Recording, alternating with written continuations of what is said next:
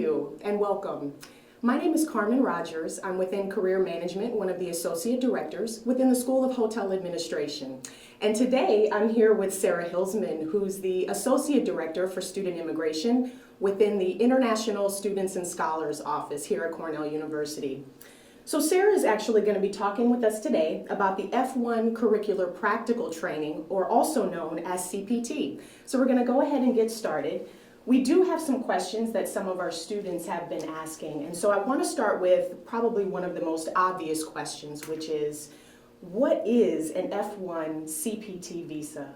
Good question. So F1 is the immigration status, as you know, and what we call CPT is Curricular Practical Training. It's not actually a separate visa, it's work authorization or a benefit of F1 status that allows students to do off-campus work and be paid for work in their field. Wonderful. So what's the criteria to be eligible for CPT? So after an F1 student has been enrolled in an academic program for a full academic year, which is 2 semesters, fall and spring, or spring and summer counts, or summer and fall, they are able to apply for this type of work authorization for off-campus. Okay. What does it mean to actually have a valid F1 status? That's a good question, because no matter what kind of benefit you're applying for in the Immigration Service, you have to have valid visa status of whatever type you're in. So F1 is a student visa status, and to be valid you have to have maintained your status through following the regulations, staying enrolled full-time. For undergraduates, that's 12 credit hours in the fall and spring. You don't have to be enrolled in the summer. And then also keeping your documents updated with the international office. So if I'm a student, do I have to be registered while on CPT?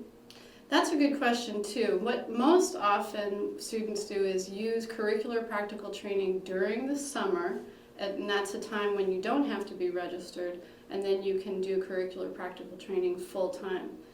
There is an opportunity to use curricular practical training during the year in the fall or spring, but at that time you would have to be registered and you would have to use curricular practical training part-time, not full-time.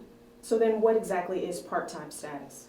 That's a good question. So part-time for the Immigration Service is 20 hours or less. Okay.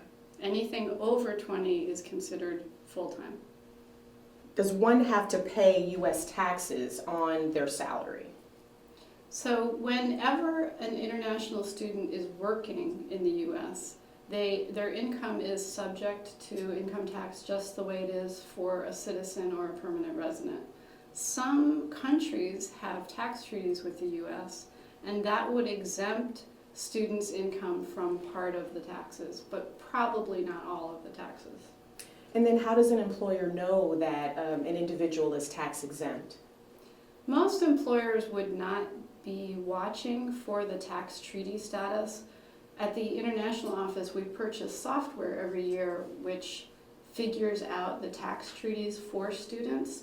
So what is most likely is that the income would be withheld and the taxes withheld, and then once the students file for their tax returns every year, they would get that money back.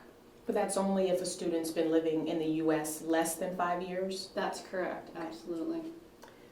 So then how would a student know, or how does a student let the employer know that they're tax exempt? Some employers would ask for the citizenship information and might be able to apply a tax treaty. Most employers don't realize that students are also exempt from Social Security. That's true not just for international students, but also domestic citizens or permanent residents are also exempt from Social Security when they're registered full-time.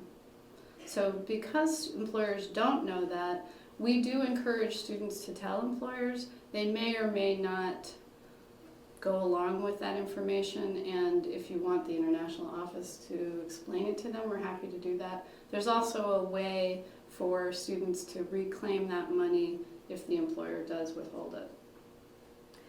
How do students apply for an F1 CPT visa? So one of the things about CPT is that student needs a student needs to have a job in order to apply for it, because the work authorization is specific to an employer in a specific location. So first, the student has to decide which of the many lovely offers I'm sure they will get that they want to do for the summer.